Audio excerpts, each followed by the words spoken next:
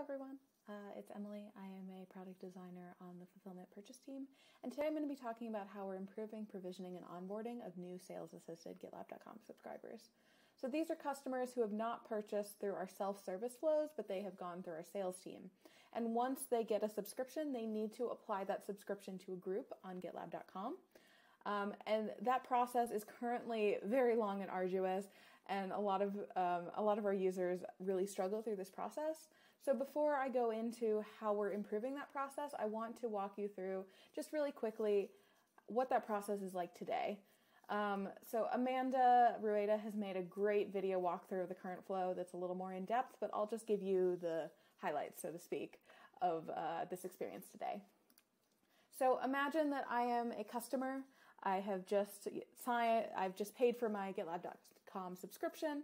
I've gotten that all squared away with sales. The first thing that will happen is I will get this email from GitLab that says, thanks for purchasing a subscription, and basically a list of things to do. So the first is they need to make sure that they've created a GitLab.com account. So either be a user or register for a new account. They then have to create a group, which they'll be associating with their subscription, or make sure that they have the owner permission for an existing group. And then you see we're already on our third step here, and the third step is actually secretly a bunch more steps, because the third step is to submit a support ticket to our support team. Now, depending on the support rep they get and whether or not that support rep has admin capabilities on GitLab.com, the support rep may finish the rest of this process for the customer, or they may send the customer back a list of instructions for the next things to do. So I will walk you through what would happen if the customer had to do these steps themselves, the steps that they would get back from the support team about how to do this in a self-service way. So the first thing that a customer would have to do is they would have to log into the GitLab customers portal. So I've already logged in here, but they would have to register, they would have to log into their account. And then the next step is going into account details here. And again, this isn't a flow even per se. This is just a list of steps. And they'll go down here to your GitLab.com account. And from here, they'd have to link their GitLab.com account to their customers portal account. And this is important because the customers portal is where the subscription lives. Obviously, GitLab.com is where their group lives. We need to associate their GitLab.com account and their customers portal account so that the customers portal knows what groups they have on .com, so we can associate the subscription with a group.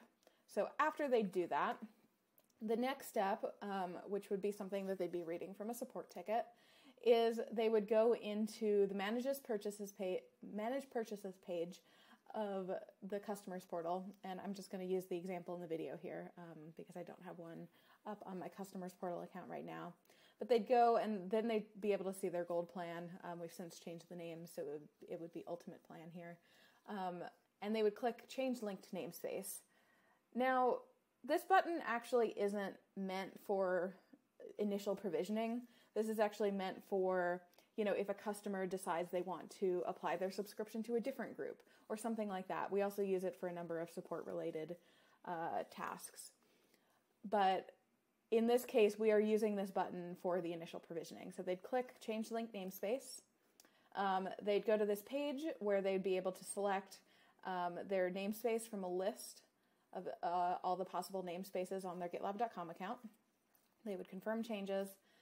And then, again, this isn't like a super useful success message because it says it was successfully updated. This button is just going to take you back to manage your purchases. If you want to go in and make sure that your subscription is actually applied to your GitLab.com group, you have to go into GitLab.com, navigate to your group, navigate to the billing section, and then you can actually see, oh yes, my subscription was actually applied. Basically, this process is very long and arduous. We have a lot of customer issues with this process, and we wanted to make it a lot easier, a lot simpler, and keep it all within GitLab.com. We know that the customers portal is a huge sticking point for our customers, so we wanted to move this all into GitLab.com and make this much, much easier for our customers. So before I dive into how we're going to improve the flow, I wanted to bring up the one really big question that I had before I even started working on this, which, let's see, I pulled it up on here, which was these customers that are getting a subscription from a sales-assisted process.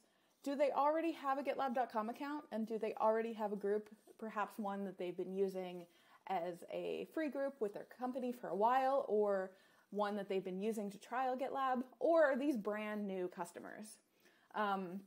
So the feedback I got on this is that often they are brand new customers. The person that purchased the subscription is not necessarily the same person that will be managing the subscription. So the person that is managing the subscription often might be a brand new user. And additionally, even if customers do have a GitLab.com account, they don't necessarily already have a GitLab.com group set up prior to getting instructions from the sales team or getting this email once they've created a subscription. So group creation and also brand new account creation are going to be two big things that we're going to focus on in this flow. So let's dive right in. The first flow I want to talk about is a user with an existing account. So this is someone who already has a GitLab.com account. They might already have a GitLab.com group, they might not, but they do already have an account. So we're going to start here with this email. So obviously cleaned up, no additional steps in this email, just letting them know that we need to apply their subscription to a group on GitLab.com and giving them a button to click to start the process. So this is the first step that they get to. We would know if they're already logged in, so we would drop them right here, and from this group selection, they would either be able to select an existing group that they're already the group owner of, or they would be able to create a new group. One thing that we get a lot, it's very common with subscriptions, is people are wondering like, hey, why is my group not showing up? We get that question a lot in the customers portal. So we wanted to sort of head that off and add that sort of frequently asked question right here, why can't I find my group? And add a little information about how you can only apply a subscription to a group if you have the owner role, and how to get the owner role if you don't already have the owner role. So jumping back in, from here you would either select an existing group, or you could select create a new group. And then on the next page, you would get to actually create the group. Give it your group name, URL, visibility level. Again, this can all be changed later, but this is just getting them set up and started and giving them a starting point with their GitLab.com subscription. And we're noting that your ultimate plan or premium, if that's what they've purchased, will apply to this group. And then after that, we just drop them right onto their group overview page with a nice success message. Your ultimate subscription has been successfully applied to your group. Now, before I move on to what the process looks like for a user who is creating a brand new GitLab.com account, who's registering an account, I first want to go through what the registration and onboarding process looks like today, because for this flow, we'll be hooking into this and modifying this in a couple ways. So I wanted to just go over this. I took these screenshots like last week, so this is exactly what you'd see if you registered for a new account today. So, if you go to the register page, you'll fill out your information.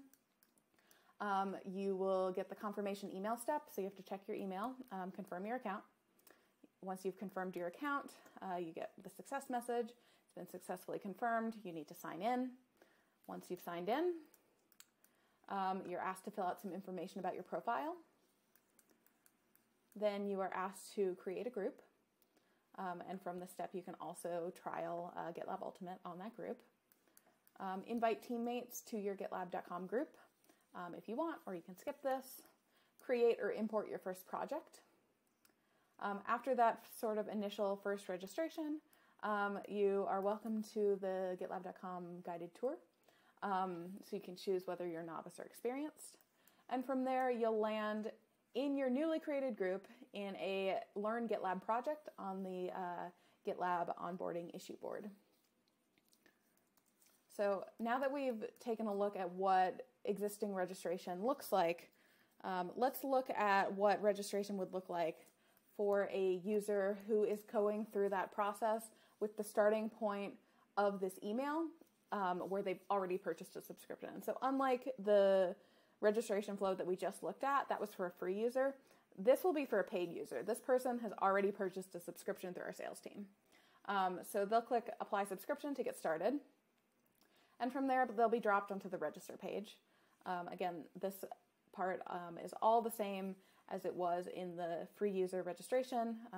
Confirm your email via this confirm account, log back in, fill out some profile information. This second step of filling out profile information, create your group. This is where it's a little different, and it's really just in copy. So making sure that they know that your ultimate plan will apply to this group that you're creating right now.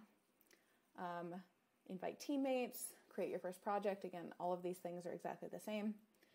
And then for the MVC of this flow, we opted to skip the GitLab.com guided tour and the onboarding issue. The reason is that the onboarding issue contains the onboarding board contains a lot of issues that are related to upsells. So things like trialing GitLab Gold, for example, or things that are really targeted at free users. In a later iteration, we want to create a version of the onboarding issue board that would have items that are more geared toward paid subscribers or paid users. But in the first MVC, to keep it, as MVC as possible, we wanted to just skip over that. So we'll go straight from registration right into their group overview with, again, that success message that their subscription has been successfully applied. So going back, I was talking about that next iteration of adding the onboarding issue board. We've opened up an issue for that, so that will be our next iteration.